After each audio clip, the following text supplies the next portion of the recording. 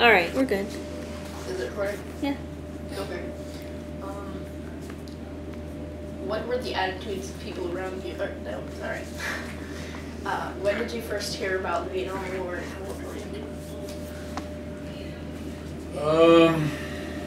I was in high school, probably around 1961 or in that area, and I was a freshman in high school, I guess. What were the attitudes about the war of people around you? At that time, there wasn't a huge amount of interest. Everybody was just kind of, I think, at first sort of ignorant of what was happening in Southeast Asia, and didn't realize how big this thing was going to get. You know, so it was people were fairly complacent about it at that time. Were they sending like people over yet, like drafting and stuff?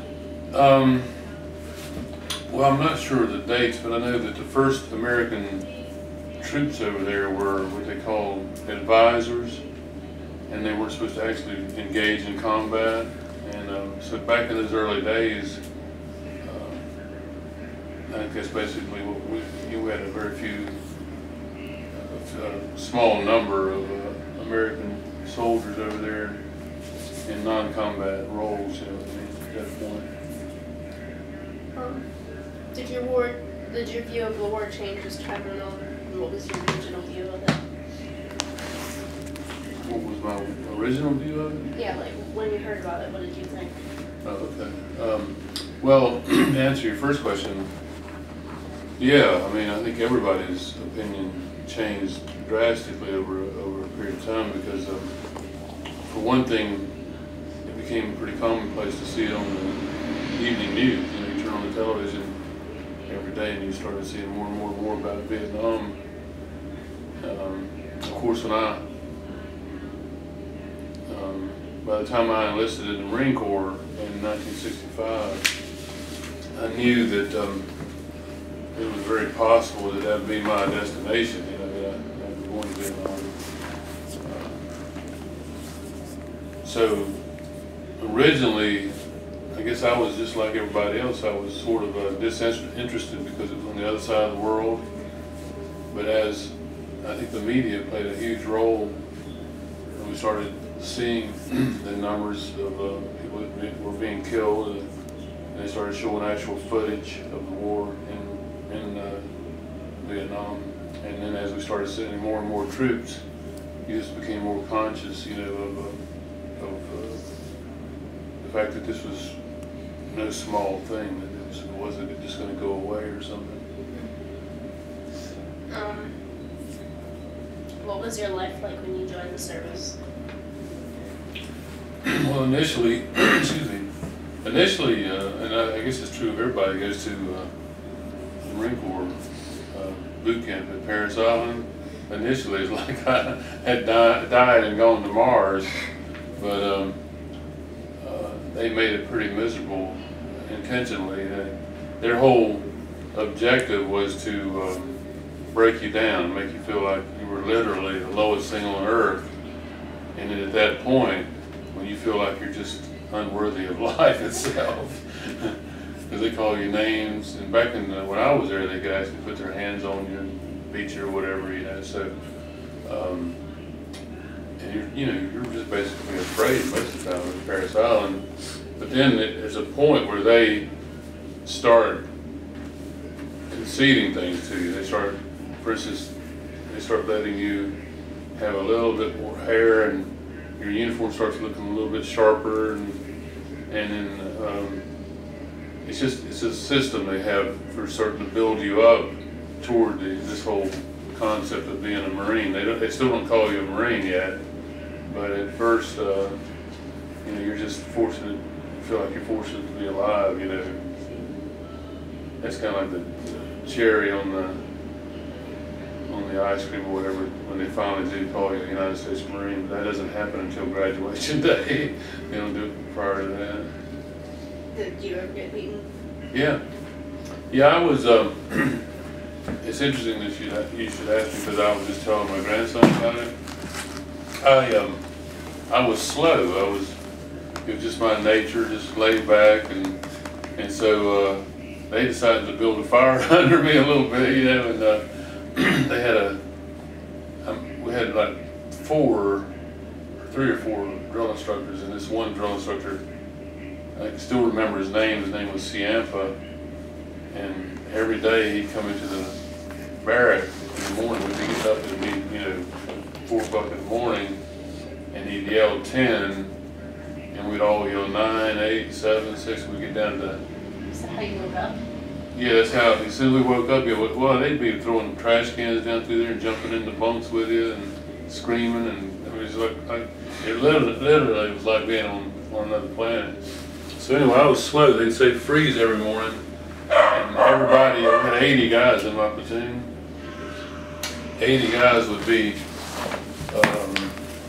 lined up, you know, at attention, and I would be like tying my bootlaces or fixing my bunk, and for like 3 days or so, as hard as I tried to do it, I couldn't accomplish what they wanted me to accomplish. I could not, even though I was trying with all my heart to be ready like everybody else, I couldn't do it. So about the 3rd day, he came back and he just grabbed me by the collar of my shirt and took me back into this little area they call the drill instructor's house, and stood me in the doorway back there, and he started hitting me right here in the solar plexus, and he said, "Are you going to be slow anymore?" And I said, "No, sir." And he hit me again. He said, "I can't hear you." And it went on for this thing. He kept asking me if I was going to be slow anymore, and I kept saying, "No, sir." And then finally he stopped, and I had to do 500 squat thrusts. That's what we call them, when you Benson thrust or whatever, you bend over. I did 500 of those.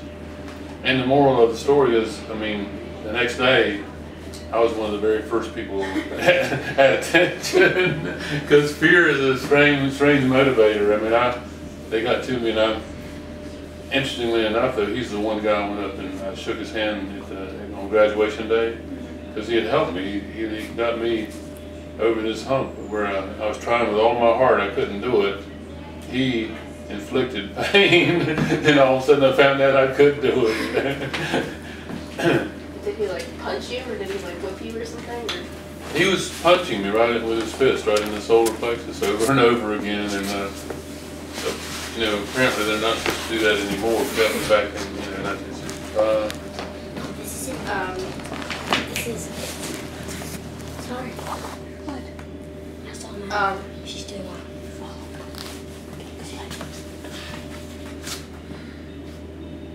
Stop. We're recording. Go play. Get out. We'll be back. We'll have my own.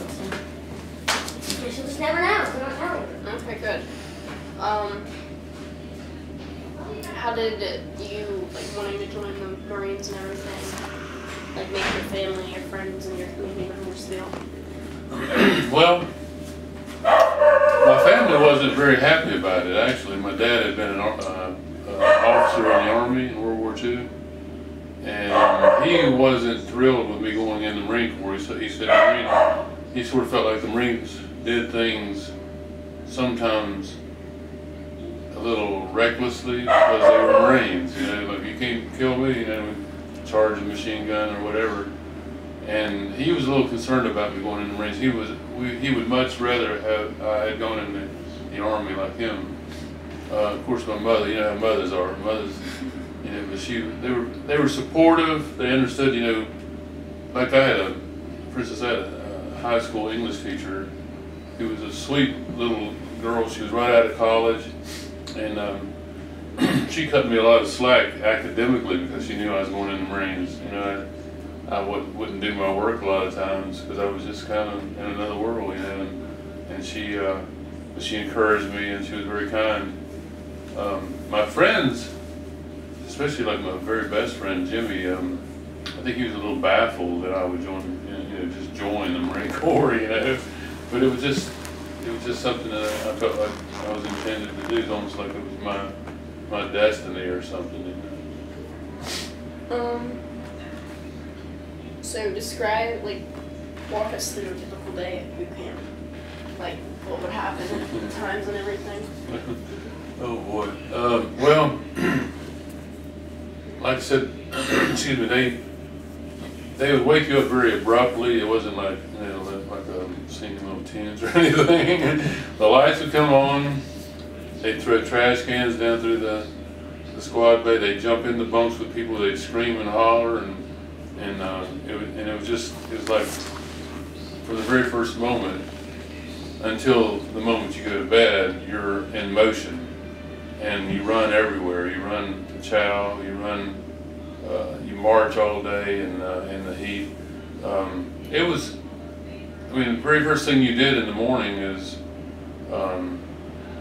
They'd fall out, and you got out on the parade deck, and everybody had a flashlight in one hand, and we would run, and you'd see, and the flashlights had these little red things on them, and you could see these snakes, you know, for like a couple of miles, this huge parade deck. You could see all these different platoons running, and you could hear the drill instructors calling cadence, and we'd be running along, and then once it was daylight, we'd come back to the barracks and change into our regular work uniforms and go to breakfast.